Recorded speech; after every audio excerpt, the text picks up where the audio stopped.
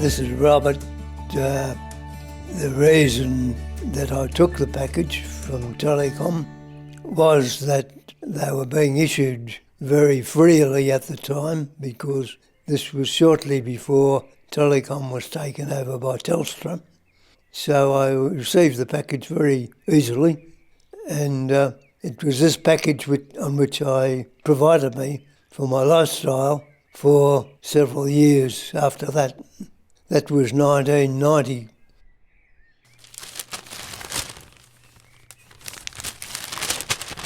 I was living at Coogee in a residential, but the trustees controlling the residential decided to remodel the building, and they put all of us who were living there out, where it was 15 of us. So then I started to travel around the eastern suburbs.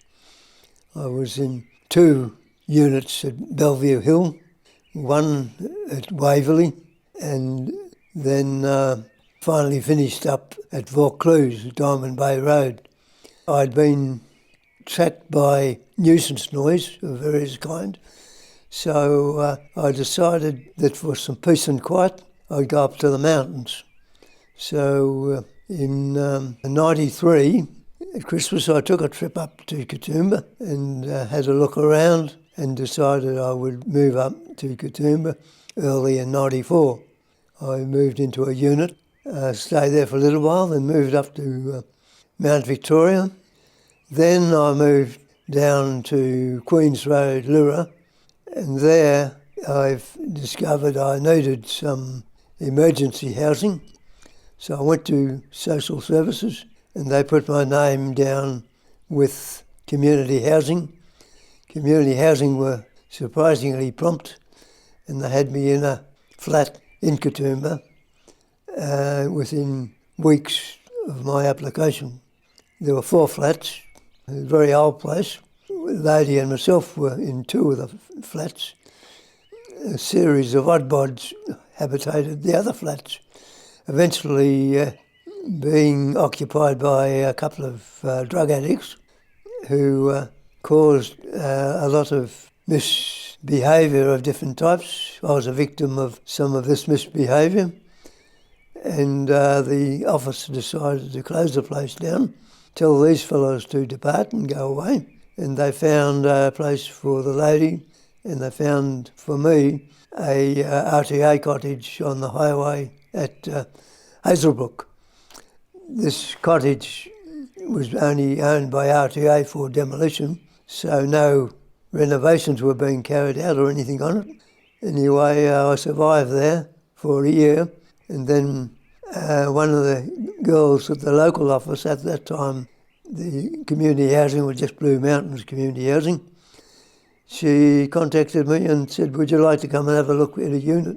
I said yes, and she brought me down to this unit. This pair of units, which joined together, were originally the Housing Commission, but the Housing Commission had passed them across to community housing, and so they were here empty, and I had the privilege of being able to choose between the 2, which one I wanted. So I chose this one and moved in within weeks.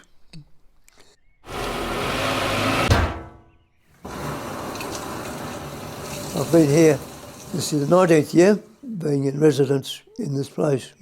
Very nice part of town, quiet, good neighbours, no traffic pouring through, an excellent spot to be living in. There was a period of 6 months before Olivia came in. She was caused by some delay. We didn't have a great deal to do with each other. She came and went on the other side of the building, and only really appeared out the back of my side when she's doing some washing on the line. She was very generous though. She had been out shopping, and I happened to strike her unloading the car in her garage just after arriving back. She'd always give me pieces of fruit out of her shopping, so we got on very well together. I was able to assist her in various ways towards the end because she was close to being an invalid. So anyhow, she departed. Charles came in. Don't see very much of Charles, but we have a chat quite regularly when we do contact each other. So things here go along quite smoothly and happily, and keep out of each other's road.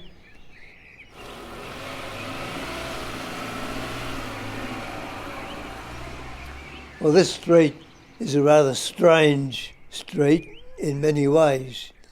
Quite a number of the houses in it are houses which are leased out, so they have a moving population, people coming and going, and I think in a way people haven't particularly noted or known that we are public housing. Another thing about it, you don't see very much, or almost nothing, of the people in the street. I've got to know some people. There's a chap across the road. We have short chats for about 60 or 70 minutes from time to time.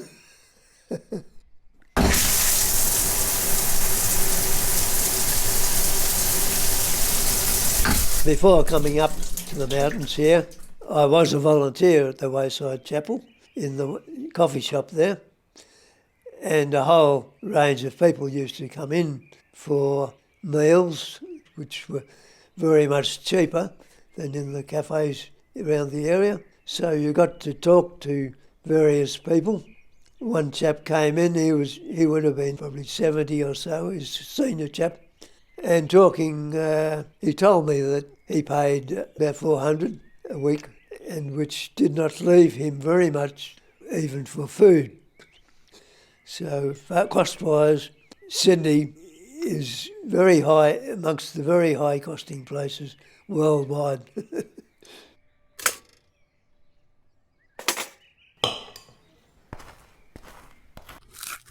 I think community housing is essential.